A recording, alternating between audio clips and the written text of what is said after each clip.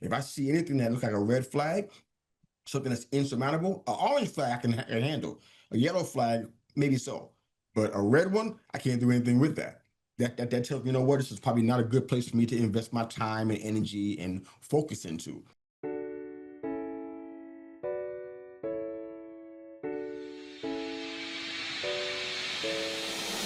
Welcome to Give a Heck. I am your host, Dwight Heck, and for much of my life, lived my life in quiet desperation, wondering how I was going to pay the bills, take vacations, save for retirement, and one day wondering if I would get off the hamster wheel of life and have purpose.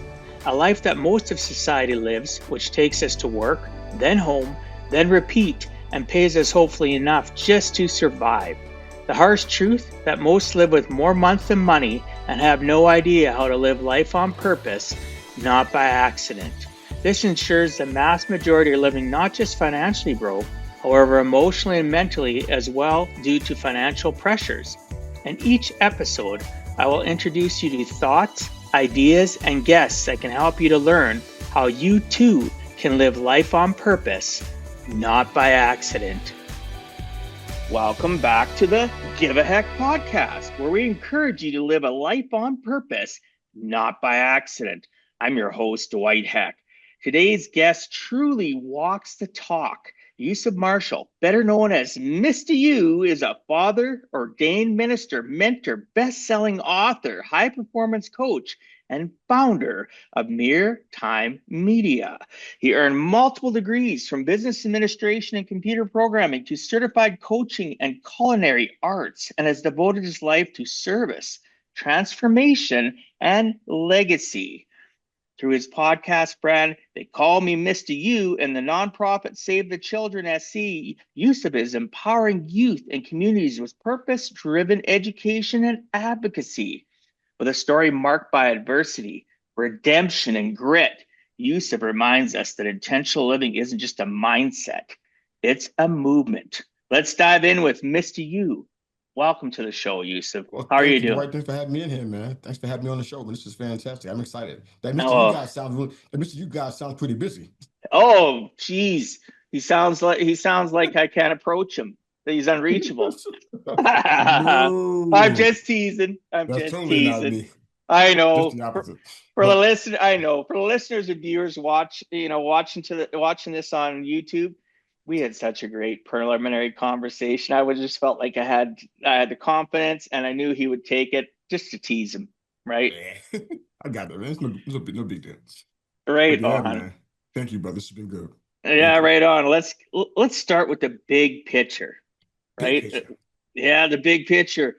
How would you describe your journey from growing up in Brooklyn to becoming a multi-passionate leader, creator, and servant to your community? What things in your life, right from the start of your earliest memories to where you are now, made you the man you are today?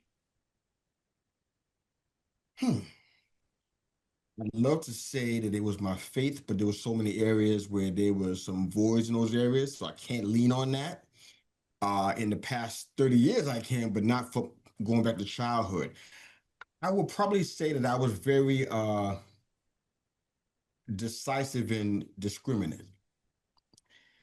In all the experiences that I've had, some people would have just taken all of the experience and kind of just, put it in their toolbox. I was very picky about what I received, the takeaways, what I decided to put in my toolbox and live out.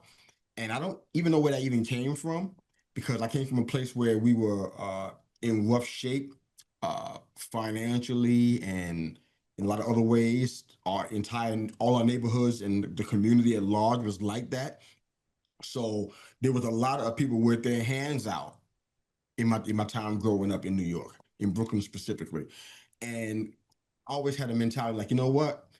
You know that they're giving away free lunch, but is this free lunch good for me to eat? I was thinking like, okay, it's free. So I guess being a skeptic played a big part in this, but it's free. They give it to me. Should I want to receive this? So I saw that not only in the terms of free lunch, but I saw that in terms of people who offer their hand in quote unquote relationships, people offering to give me brotherhood, people offering to give me community in some area, or give me a great deal, a great opportunity to get into. I was really, really skeptical and very decisive and discriminating about what I got involved with. I feel like that played a big part in my today because now people have, and this is, I mean this in the nicest possible, I know it's going to sound messed up. It sounds messed up in my head too, but there's a book called the 10 Indisputable Laws of Relationship, I think it was. I had to make sure I got the name right. It's That's the 10 okay. laws, 10 laws of relationship. And I'm learning that I have to vet people for relationship. I didn't know that was a thing. I thought you just let everybody in who wants to have a relationship with you, you just let them all in. No, I have to really vet them and decide, you know what, is this person good to be in this sphere with me? You mentioned something about that in our pre-interview conversation, but you got to decide, you know, you have to decide you want this person in your space to to to release whatever they bring to the table into your world, into your sphere. And to me, I felt like I was like skeptical, but also very observant in particular about who I let into my atmosphere. Even the friends back in New York, we always, you know, there were always gangs and cults and all kind of opportunities to get involved with so-called community or counterfeit communities.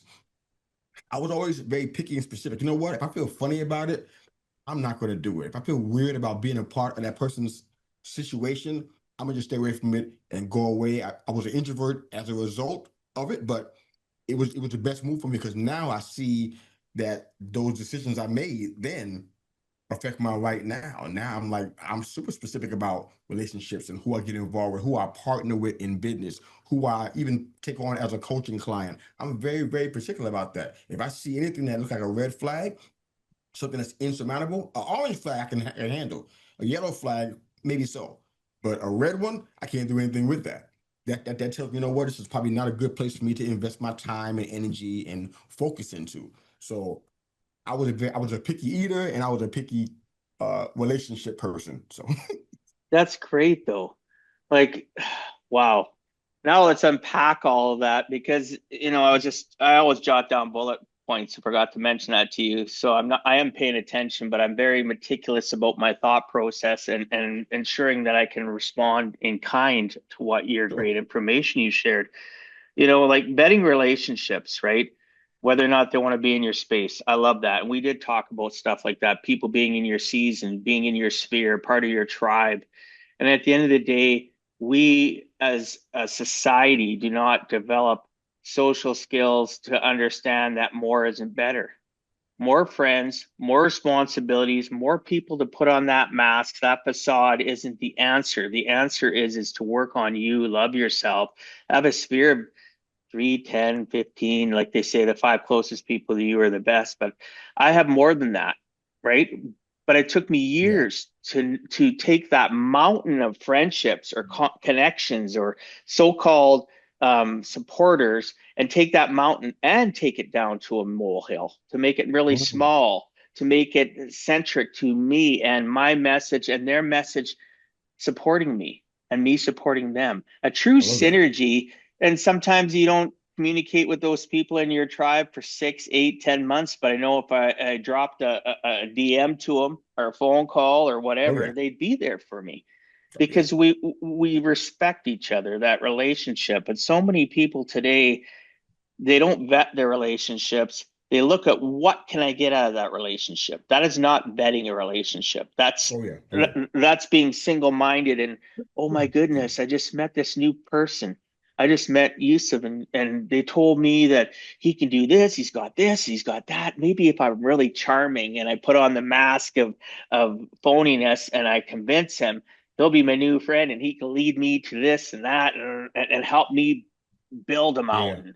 They Yeah. don't Yeah. get Yeah. it, right? Yeah. So I love that. Your internal energy is so important. I'm an introvert myself, and people don't believe it. I'm only Nobody believes me extrovert. either. I'm only extroverted when I need to be, brother.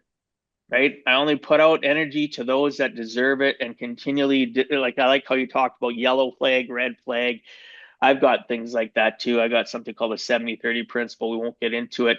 This isn't about what I do, but it's about the process that you talk about, things that we need to integrate into our lives to be a filter, A filter not just about who's in our life, a filter about what happens. For those watching the YouTube, you see me pointing at my head. Those listening, I'm doing a circle toward my mouth. You have to have a filter.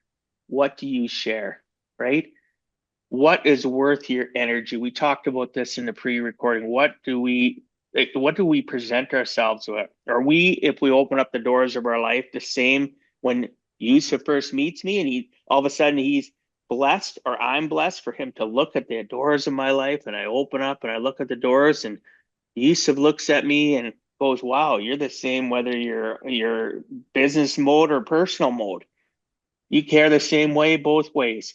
Yeah, right. Yeah, There's little differences between our business personality and our work person, or pardon me, our personal, but a there little shouldn't bit, be a a it little shouldn't bit. be a lot. It shouldn't be a lot, right? We should No, be yeah, genuine, good people.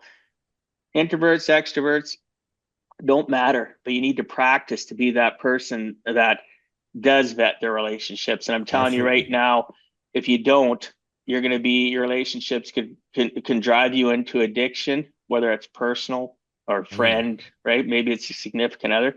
Addictions happen because we don't have a good model of people around us, and yeah, they don't know how to cope. They cope a certain way. You think, hey, I'm gonna jump in with that too. Yeah, pour me a double, right? I'm not against people that drink or even do recreational drugs. I'm against people that use it as a crutch. I'm against people that use it and get addicted to it, and their kids and their family stay back. They're never forefront of them because they can't wait till Fridays, and then they're sad all day Sundays because they know tomorrow is Monday, wow. right? We have to continue to work on that. So I really like the fact that you talked about betting relationships, internal energy. Anything else you'd like to add before I move on? Yeah, we can go ahead. That's Sure. really good though. I like that. Sounds great. Like your thought process. Thank you. So you know, especially researching yesterday, you faced more than your share of adversity, brother. Like, wow. What are some of the major turning points that made you reimagine what purpose means? Uh, I think the short answer is when you come close to losing everything, you see the everything in a different light.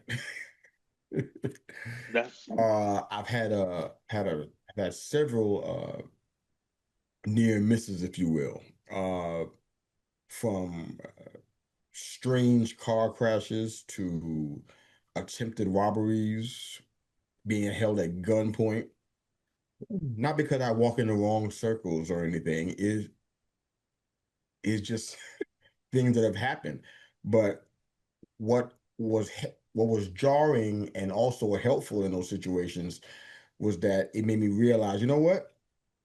Think about what you actually have and really appreciate that and live your life every day as if you recognize that this stuff is valuable and but most of all realize that there's a purpose for you being here because there were a lot of times where I didn't see that. I didn't have anybody in my life to tell me that that was so, that I mattered in the broader picture. I had people who love me unconditionally. Don't get me wrong. This is not against any of them. But in regards to the kind of things that I coach people on now, I didn't have that stuff at all. Everybody had an angle, everybody had a motive, and there was always a string attached. But the main thing that I felt like I got from all of those situations, near-death experiences and close calls and such, is that I realized that as long as I'm still borrowing this breath that I've been given, because it is on loan, you have to go back to the manufacturer at some point in time. But as long as I still have that and I still have it in my possession, so to speak, you know, there's a purpose for that and a reason why I need to utilize that privilege. So I don't take any day for granted. I don't look at uh, my day when I count like, you know what, I got this planned out and I just assume that I'm going to be there for that meeting. I'm just hoping and working towards it. Saying, you know what, I got so much to do, but in the interim of all this waiting, I'm working on me in the process. I'm reading and listening at a higher level than I probably have in years. And I've always been a voracious reader. My mom taught me that when I was a little tyke, you know. But I'm reading, listening on a higher level. I'm feeding myself things that I believe are helpful for me. Less of the idiot box and more of the things that help feed the passions that I have, the goals that I have, short and long term. And I'm just looking at this thing like, you know what? This train can stop at any time. It's not going to stop and find me on the couch eating Cheetos. That's not going to happen. It's just, if it's going to stop, it's going to stop while I'm working. I'm working hard toward the goal. I'm working hard to fulfilling this purpose that's inside of me, and these things that I believe are serving other people. All the things that you named so eloquently. Thank you for doing that. All those things are they mean something to me. So I'm working toward. That's why I stay busy because I'm like, I got something I have to accomplish. One of our mentors, dearly departed gentleman by the name of Dr. Miles Monroe, big influential in our life to such a degree. He has so many incredible quotes and incredible messages that he taught, books that he wrote, fantastic. Now, the quote is too long for me to try to recite it, so I'm not going to even try. It's like a paragraph long.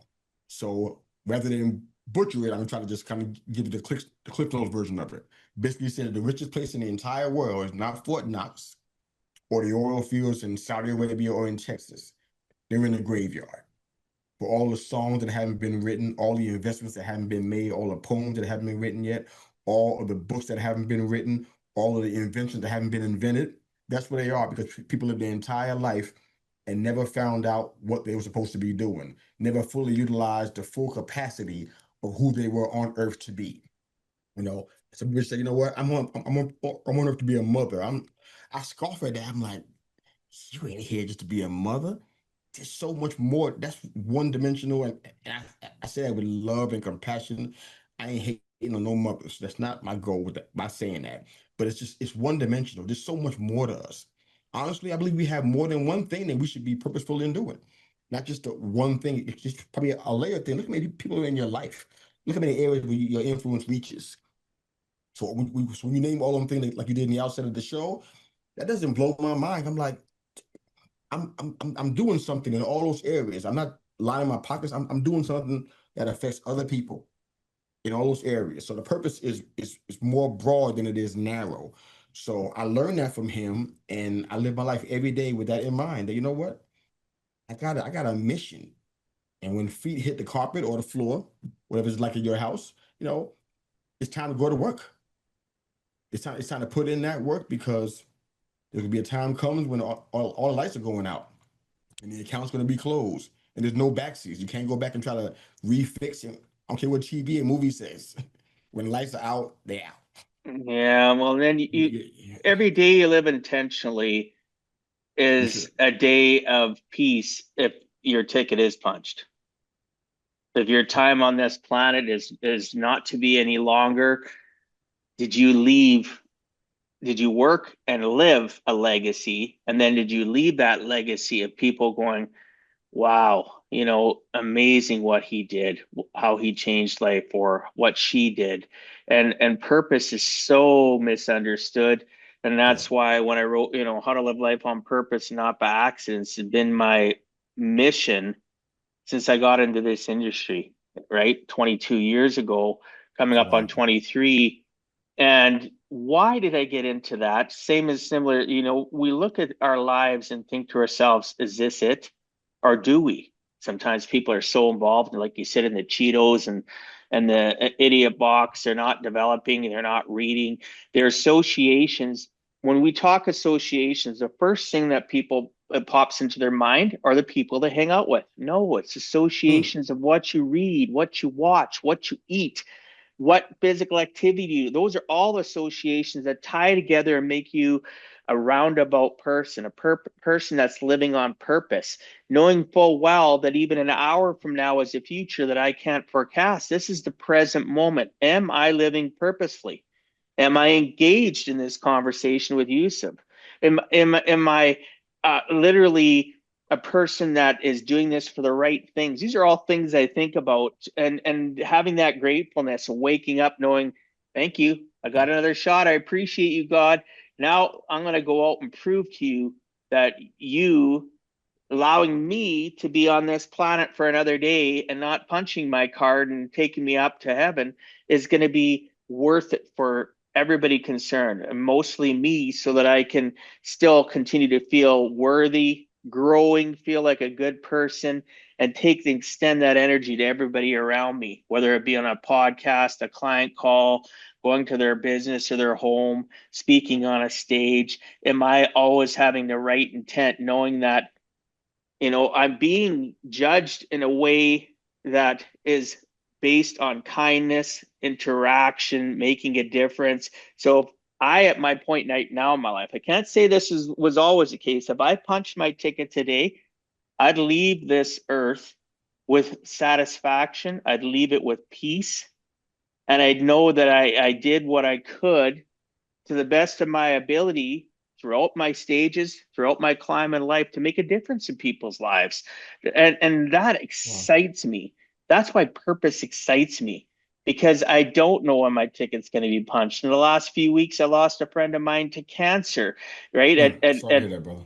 Thank you. At 58, 59 years of age. Ah, shit. Another person, friend of mine, her brother, who I didn't know, but I know her, 2 days after her son's graduation, where the uncle come, 52 years of age, massive heart attack. And I don't say this to make people think poorly, that I'm talking about and promoting sadness. I'm promoting reality. I'm promoting the fact that I really want you to learn how to live an intentional, purposeful life. No matter who it is, you need mentorships throughout your whole life. You talked about that earlier. Who do we have as mentorship in our youth? Broken learned behavior, a lot of it, right? That was taught to them, and they passed down to us because nobody taught them to really internalize. And that's my mission, to help people internalize and live a purposeful, intentful life. And it sounds a lot like you and I are cut from the same cloth to make a Oh yeah, difference, absolutely, and to absolutely. start at the youth, right? To start with people, to help them. And nobody listening or watching, it's never too late to give a heck. I don't care if you're 70 years old. I've coached people Oh yeah, that are way older than me. If you have that epiphany today, right? Act on it. Take that baby step, I love right? it. I love it. Good stuff. I'll get off my soapbox. Good stuff, man. Good soapbox. uh, some people, younger people, don't get that when I say that statement. Huh? What are you talking about? Whatever. Um, you know, it'd be like anybody famous. You think about, Martin Luther King, and I think about that. So, how many times did he have to stand on something to get above a crowd to be able to speak, right? To be able to communicate. And to me, anytime somebody steps in a soapbox, they have a message they need to share, and it needs to be elevated about somebody else. So that soapbox phenomenon isn't necessarily always stepping on something. It's stepping above and rising above and getting your message out and having your energy just above everybody, not too high where they get blown away, but enough where you excite them, right? See, I just did it again. Sorry. Absolutely. So let's get really real about fatherhood and legacy, because we did talk about it. Oh boy. You know, Well, it is something that is really, we have emotional gaps, we have growth through our life experience, we have impact of fatherhood on values and being that single dad, like some of the things we talked about prior, hitting record even. So how did you, because I seen this as your questions and I thought, that is great. I'm glad he's aware of that and wants to talk about it. How did you handle being a father without having one yourself? Oh wow. Uh, even every time I even hear the question, it's never a simple answer. The answers get a little shorter, but never a simple answer. Uh, when you don't have when you have context, and this is not a Brooklyn, New York commentary. This is for anybody who was in my spot across the world. But there's plenty of places that are underserved communities that have similar situations. So it's not just Brooklyn, New York. I want to make that kind of part. I want to make that part clear. Uh, but when you don't have context for what a healthy marriage looks like, when you don't have context for what it means to be a father and to be a male role model in a community, you know, people. I know people who may be watching, listening to your show, my show, many different podcasts out here. They may think they're fine because they feel like they've gotten past it. I gotta bust a bubble here today. You didn't get past it. I don't think you can. You can go 40, 50 years into the future where you have kids, grandkids, great grandkids, case in point. And those things, people call them triggers, people call them voids, you call them whatever you want to, but they always pop back up. And I got to a point where I resigned myself to the fact that my father and I were not going to have a relationship. I got to the place where I chased him across the country, literally. And it didn't end the way I thought it would. It ended. You ever seen a show that ended to be continued, but then they canceled the show and didn't come back on? A show that you liked a lot. Do you know how that Mm-hmm. feels? You want to rage and you want to attack somebody, like you want to choke somebody. Wait a minute. I put all my months and years into this show, and it ends with it to be continued, or it ends on a cliffhanger, so to speak. That's a horrible way to end a show. That's how our story ended. My father and I. It ended on a to be continued, but it's not going to be continued. And whenever you have situations where there are unresolved issues like that, for any young male, race, color, creed is not relevant. Culture does not matter. There's always a piece of that that's missing. A piece of the puzzle is always missing. My mom did her very best to try to fill it. She took me out there. I wanted to be a baseball player growing up. She took me out there with my bat and ball. Let me practice as much as I wanted to, rain, snow, and shine. Took me bike riding, let me shoot hoops just to get my jump shot.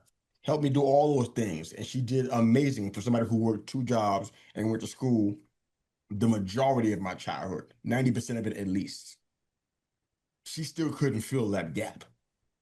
She did the best she could, but that just tells you how important the role is. And that person is not really replaceable. That's how important it is. And I said to the young dads or dads that are thinking about bailing out. I just did a podcast recently with somebody who wanted to talk about the same thing. There are men out here that's struggling and they're thinking about pulling the plug on the whole experiment, if you will. But understand that even if there's situations that you are just insurmountable, irreconcilable differences, they call it nowadays, I guess, those children, they get impacted in a way that you can't explain it away. You can't make it better with toys and gifts. You can't make it better with affirmations. There's a hole that sits there. And it wasn't until less than 10 years ago where I began to address the hole. And I'm not a young person, despite my youthful good looks. I'm not a young person. I dealt with that recently after all these decades that have passed. Recently, my father's been passed away for many years now. Recently, I'm dealing with the holes and the voids and saying, you know what? I'm crying like a newborn baby. Like, why didn't he want me? That stuff does not just go away. You can read all of the books you want. I can recommend a good book right now. Wild at Heart, probably one of my favorite books on manhood. Wild at Heart by John Eldridge. One of the greatest books I ever read on manhood, boyhood, fatherhood that I've ever read in my entire life. Even that book didn't fix it for me. It gave me insights I didn't have, but it didn't fix it. And until I realized that my view of God the Father was the most important view of fatherhood, it took me a while to get there. When I figured that out, the healing process was able to start taking place. Because I used to watch, if I watch a commercial on TV and the little boy was out there with his son, I'm busting out crying no matter where I am. I could be in a sports bar watching the NFL draft, eating wings. I can be on my couch in my living room. I can be anywhere. If I see a commercial like that back in the day, I'd bust out crying on on cue. Now I can watch it because I know I'm healed now. But it was because of my change in perspective and where I put my focus. It wasn't on what I didn't have, it's what I focused on what I actually did have, if that makes sense. No, it Long does. answer to a really, really short question. My apologies, but Acknowledge, no acknowledgement. You yeah, acknowledged your circumstances. yeah. So that would I, that would that would that was huge for me. That was no, a huge part. that is awesome. I love that because at the end of the day, we have gaps in our lives, and like being a single dad of five kids. We talked about that earlier. I can't really replace their mom, but I did my absolute best, and then I surrounded myself with associations that I had current and added associations that helped me with the difficult things that I couldn't. But this many years later, Yusuf, my kids have holes, like you talked about, unresolved things that I can't fix for them, that I can't correct. Yes, there's conversations, and I have heartfelt apologies for things that I made mistakes and didn't realize because I had so much on my plate running a business, Yeah. one income, trying to support and raise these kids and give them the right value systems, and sometimes days later realizing I screwed up and then going and talking to them about it. Sometimes it would be immediate. My point is we're human. People listening, watching, we're all human. We're just trying to address the gaps in our lives and become whole. I have stuff in my life where, I think of something and then, be sad or cry. And then finally getting to that point where, like you said, it doesn't trigger you the same way, but yet I still get a pit sometimes. Sometimes I get that little bit of a trigger of my anxiety and think to myself, oh, I've dealt with it, but yet it's still a memory Yeah. that's Oh raw, yeah. Yeah, if that absolutely. makes sense. That's fair. That's fair. Yeah. That's fair. So, I can own uh, that. yeah, I love how you shared that though. That is great though. Male, being a healthy male, being a healthy female. Do you ever think about that? How can you be healthy? You got to reflect. You got to literally look at your own life and then just take a piece of paper, write down. How are you feeling? What's your life been like? Draw out your timeline, even if it's in bullet points. What's life been like? Why do I always think about this circumstance? Oh, I'm going to write this circumstance down and I'm going to draw it. Well, this will happen, this happened, this happened. I'm not saying it's going to be your elixir to fix everything. It might be that thing that makes you go, wow, I'm going to reach Yeah, out to Yusuf or Dwight. I need some support. I need to help get rid of the cobwebs in my head so that I can understand and be that healthy male for other people or the healthy oh, woman for definitely. other people, right? Same Definitely. same thing. I That's don't know what key. a healthy marriage looks like. I'm divorced, dude. So I Yeah. get what your comment was. It's very, very powerful. Um, but yeah, we're gonna continue to move on unless you have any last final comments on that you'd Yeah. like to add. We can go through. Go ahead. Okay, sure.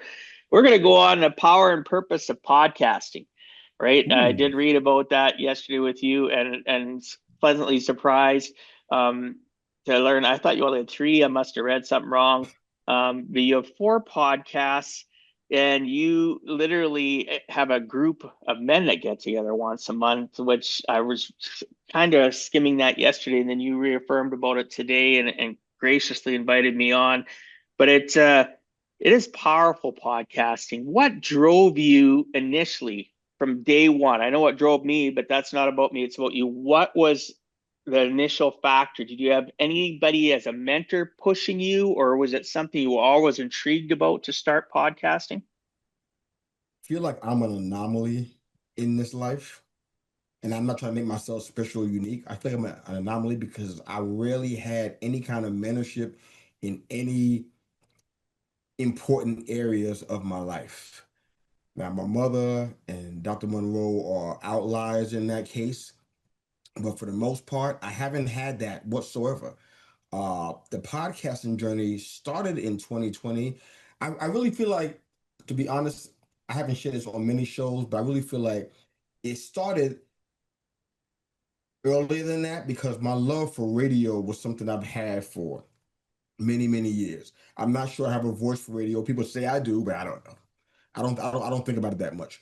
But radio was in the background of my entire childhood. Radios everywhere, everywhere in my entire life.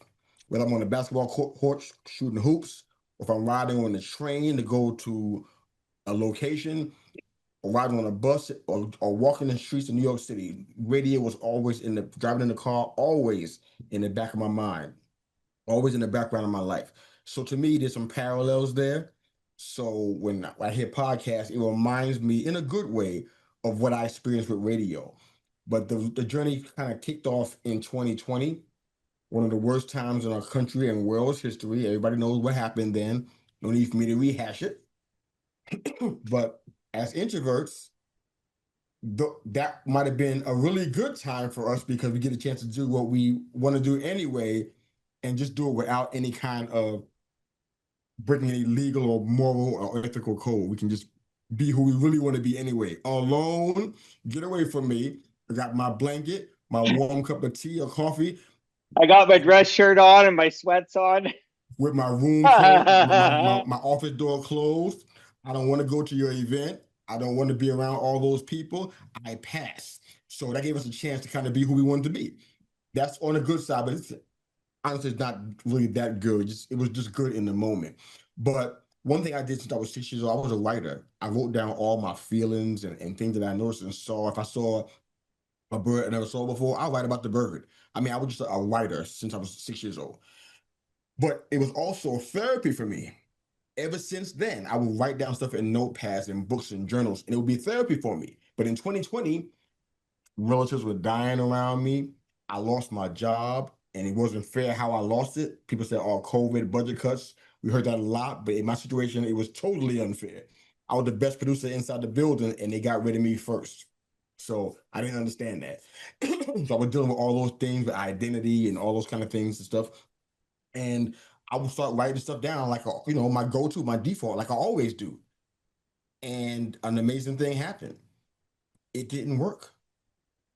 The therapy that I've been leaning on for over almost 44 years, it didn't work.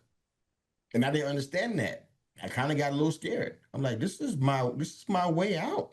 This is how I handle things. I go shooting too. That helps out as well. But back then I couldn't really do that. So, but safely anyways. But the therapy wasn't working. And I began to struggle with that along with all that was going on in our world and in my family and all the things that were going on work wise and trying to figure out how to take care of my household and all those things. And I don't even know how it happened. I just became, because I was in isolation, like most of us, I began to listen to things more. The TV was like, all I was, we were hearing on TV, right? All we were, it was on a 24-hour news cycle. You can't watch that stuff but so much about vaccines and diseases and people dying in hospitals. You can't watch that but so much. So I kind of found alternative sources of entertainment, if you will. So I was listening to the podcast more than I ever have since podcasts been around. And I began to resonate with what people were talking about. I began to connect with it in a whole different way. And I believe I got an epiphany that same year, 2020, that I needed to go that route. The introvert in me was screaming, no, no, drag me away screaming. I don't want to do this. I want my face and my name on anything like that. No, thank you. But the instruction was consistent and compelling. And I decided to go ahead and venture into the world of podcasting. I know it was legit because I got almost all my equipment almost for free. So I knew it was a thing that I couldn't say, you know what, this is not something I need to be doing. All the signs were there. So in 2020, I launched, at that time was called, they called me Mr. Yu, the podcast, where I was talking about life stuff, things that were going on in our world, and providing a balanced perspective, but also an encouragement, a dose of encouragement for all those that were watching and listening. Um, it started doing really well early on. I'm surprised. I really didn't expect that.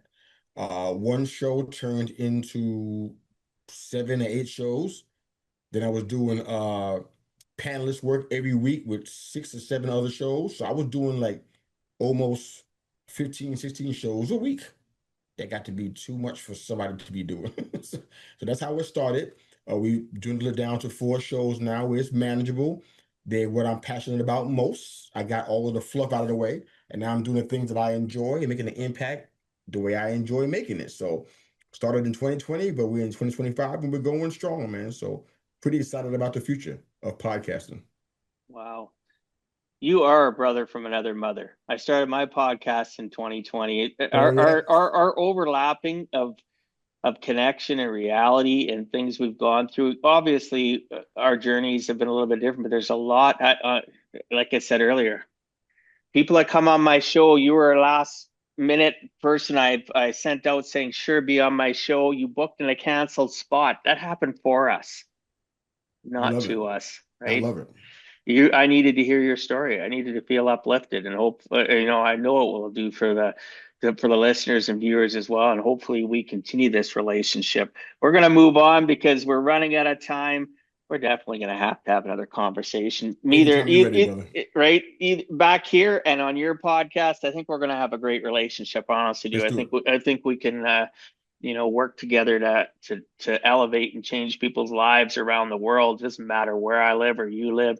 It's what do we think? How do we present Let's do it, man. ourselves? And do we live with a life of heart-centered giving, right? And I think you Yeah. do, right? I believe you do. So let's talk about writing to heal. And people are going to be listening and watching. Oh, what's this going? Where is this going? Well, before we dive into your book, Yusef, I want to share something personal with you and our listeners. When I started writing my own story, my own book, just putting thought to paper, it was unexpectedly very cathartic for me. It helped me heal.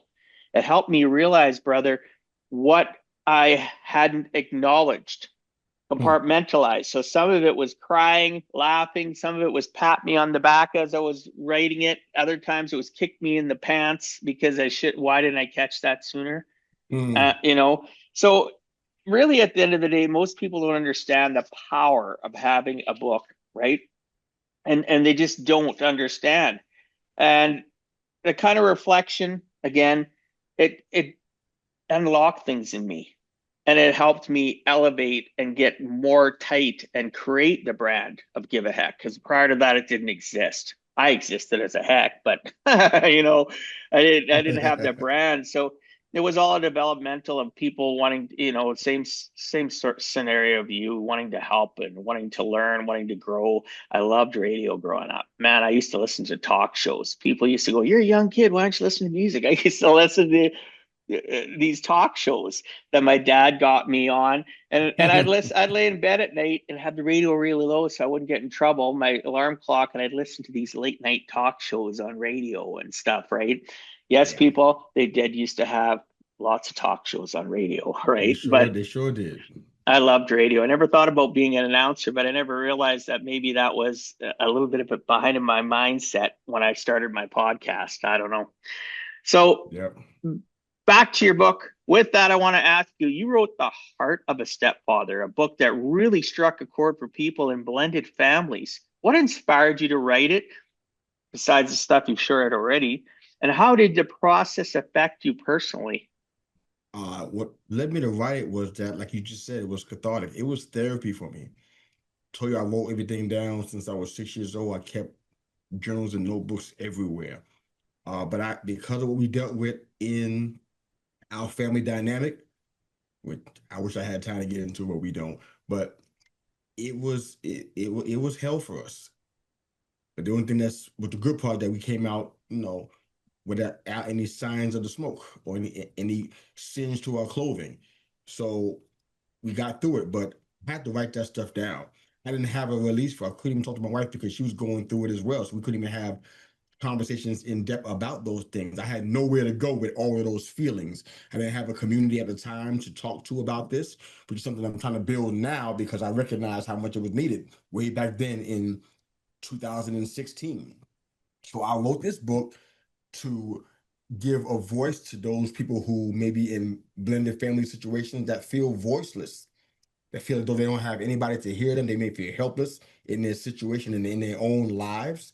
I want to let them know, you know what, they are not alone. I heard people who responded back when the book came out on Amazon, all the local locations and outlets and stuff. And I heard people say the same thing constantly. I'm glad somebody finally said this. This is exactly what I'm dealing with. This is exactly what I'm going through my mind. I was getting ready to quit this marriage, and this book helped me to, stay in a fight because now I have tools to fight with. So I heard so many things along that line. Uh, that's why I wrote it, man. For me, it was not only therapy, but it also let me see when you write stuff down. Sometimes you don't realize what you're writing until you really look at it like, okay, what are you saying? When you go back and read it, be like, oh wow. So I saw myself in the writings. I'm like, and people start asking me questions about chapter 6. I'm like, okay, what's in chapter 6? Let me go back and look, you know, and then you, oh, so you learn. I learned as an author about my own life, which is like, it sounds like a dichotomy, but it's not. I learned about my own life in what I wrote. I'm like, wow, I didn't realize this stuff was in there. I'm grateful to be on a road of a journey of healing, because I'm like, wow, you can't stay there in that spot.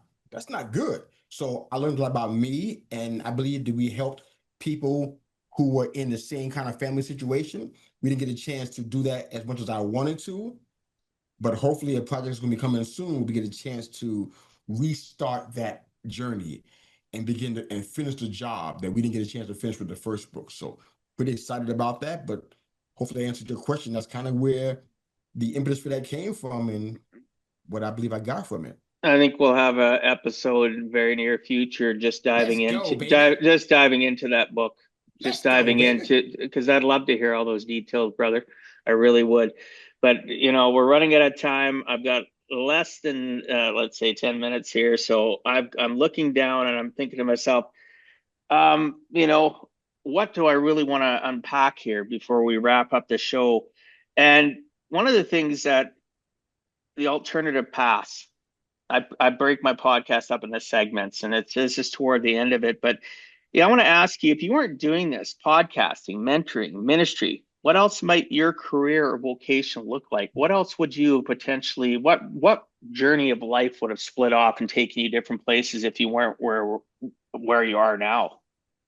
Well, I am really glad of where I am.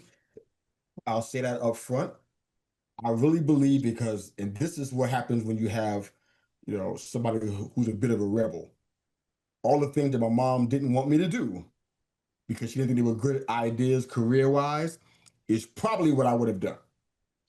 I would have gone into acting and I would have been striving to be a baseball player with the New York Yankees. Two things she didn't really want me to do as because she felt like it wasn't a viable career step for me. She thought that it would be something that, you know, it sounds fun and everything, but it's not a viable career. She was concerned about stability and consistency of finance and that kind of thing. All those are all risky. You know, you're being paid in those areas, both areas are risky. But had I not, if I erase all that I've done, the authoring books, coaching, mentorship, even the ministry, all those things, I probably would have went one of those two routes, if not both of them. I've been trying to play baseball professionally or trying to be an actor, which I've that's weird, but to be honest, that's where I would probably end up at because I feel Well, like I that, did the yeah, I feel like I did it. I ventured into everything else that I kind of wanted to start doing in life. And I'm still doing that and growing into it, but those are the two areas that have been left unfulfilled, if you will. well, to acknowledge it is a start, right? It's to acknowledge, and even if you ever fill in those two or three or however many gaps, at the end of the day, appreciating what you have, it goes back to gratefulness and gratitude, right? And Absolutely. if you get closer to any of the things that you thought you would be doing or would have gone that route, great. If not, embrace what you've done. Like, you're amazing, man. Like, Listen, I looked down at how much other things I wanted to talk about. We only got a couple minutes left here, and I think it would be unfair for us to not talk about identity and branding. Right? The name Mr. Yu has a presence. Where did it come from, and what does it mean to you now? it's funny. I'll tell you some story offline, but when I moved from my hometown in New York City to the South, people couldn't say Yusef. I go to a restaurant, supermarket, movie theater. I had to give a tutorial how to say my name. I just got tired of it. So you can just call me you. It's totally fine. And they try to press me, try to keep on saying, I'm like, no, it's okay. It's okay. Just call me you. I'll answer to it. I'm totally good with it. And what I found out was that a lot of the little kids, when their parents try to introduce me by my name, they struggle with it. So I said, it's okay. You can call me Mr. You.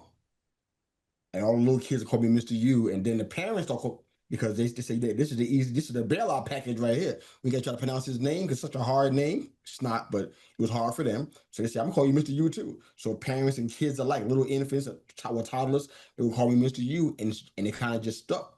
So When I was trying to find a name for the first show in 2020, I had no idea where I was going. I didn't want my name in there because, introvert, right? I didn't want my name in there. I want to kind of keep it far away from me as possible.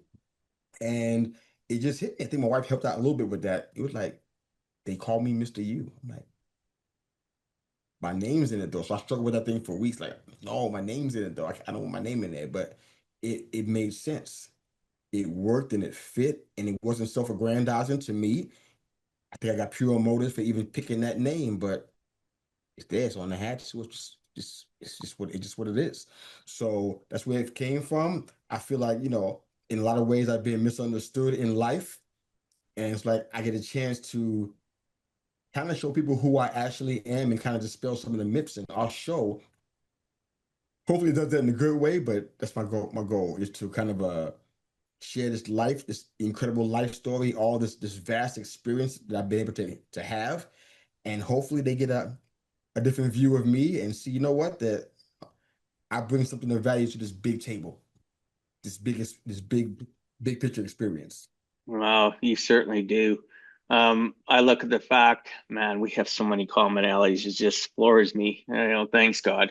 At the end of the day, it was the same for me. I didn't want to use my name. I didn't want to have nothing to do with it. But I had branding experts that I was, introduced to, world-renowned branding experts, telling me you're dumb. Basically, what they said to me, you're dumb. Why am I dumb? Because you have such a unique life that at the end of the day, why wouldn't you want to utilize your last name? Why wouldn't you want to? And as an introvert, I was just like, forget it. I'm not doing that.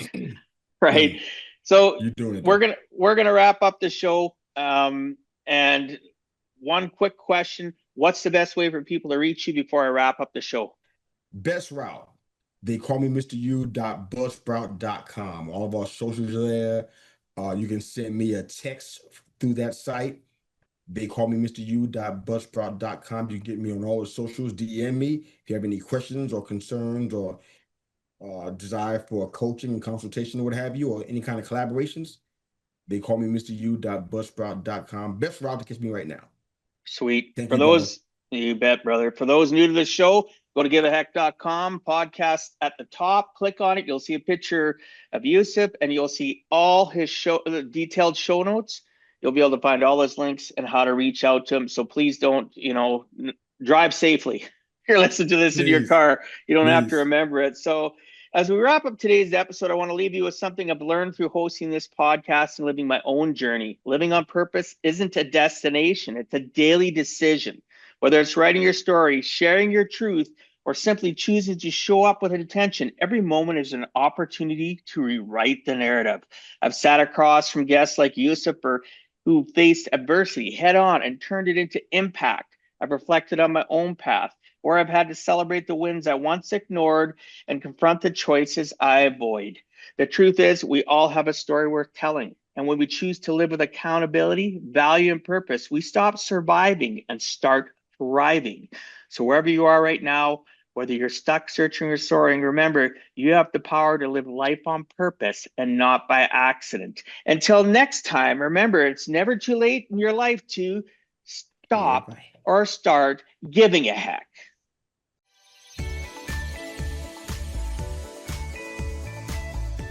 Thank you for taking time out of your day and listening to Give a Heck.